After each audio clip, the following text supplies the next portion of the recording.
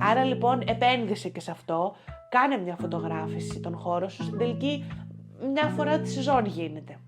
Δεν είναι δά και τόσο μεγάλο έξοδο που δεν μπορείς να το καλύψεις. Υπολόγισε το από την αρχή στα έξοδά σου και είναι αυτό το οποίο λέω και εγώ στους δικούς μου πελάτες.